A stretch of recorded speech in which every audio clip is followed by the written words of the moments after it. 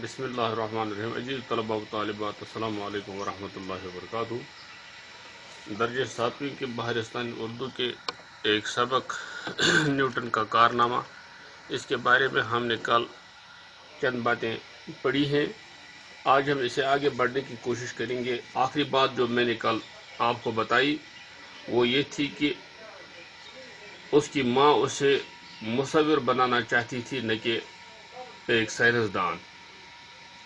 لیکن نیوٹن کو پڑھنے میں دلچسپی تھی.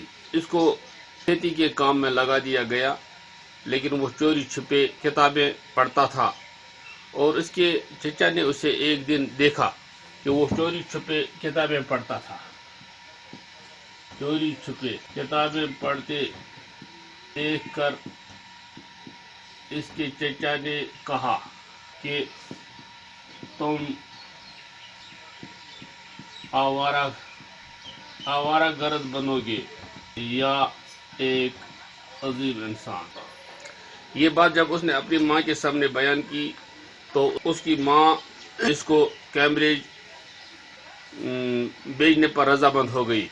پڑھائی کے لیے اس کو کیمبرج بھیج دیا گیا اور اس نے وہاں سے BA کی ڈگری حاصل کی. اس وقت اس کی عمر 23 سال کی تھی. 1.5-2 برس بعد کیمبرج ہی میں اس کو ایک معلم کی معمولی نوکری مل گئی، لیکن وہ ترقی کرتے کرتے ریاضی کا ایک مکمل پروفیسر بن گیا. نیوٹن نے اس کے بعد اپنی دریافتوں کا ایک لمبا سلسلہ شروع کیا. یہ آپ کی کتاب میں بھی لکھا ہوا ہے. روشنی پر تجربے کرتے ہوئے اس نے بتایا کہ سفید روشنی دراصل 7 رنگوں کی روشنیوں کا مرکب ہے. سفید رنگ کی روشنی 7 رنگوں کی روشنیوں کا مرکب ہے، جنہیں الگ الگ کیا جا سکتا ہے. اس نے چیزوں کی حرکت کے بارے میں 3 اصول دریافت کیے. پہلا اصول کیا تھا؟ پہلا اصول یہ کہ کوئی ساکن چیز تب تک متحرک نہیں ہوگی اور کوئی متحرک چیز تب تک ساکن نہیں ہوگی جب تک اس پر طاقت کا استعمال نہ کیا جائے. دوسرے اصول کے مطابق حرکت کی رفتار طاقت کے تناسب سے بدلتی رہتی ہے.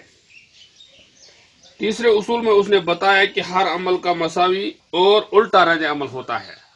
کشش و ثقل کی دریافت، جس کا راز اس نے ایک سیب کو گرتے دیکھ کر بتایا، جو کہ کتاب پر پہلے ہی لکھا گیا ہے.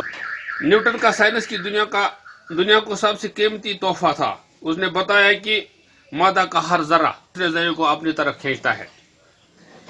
اس باہمی کشش سے نظام شمسی اور ستاروں اور سیاروں کا نظام قائم ہے اور اپنے مخصوص طریقے سے متحرک ہے. ان اصولوں کی مدد سے نیوٹن نے زمین اور سورج کے وزن کا شمار کیا.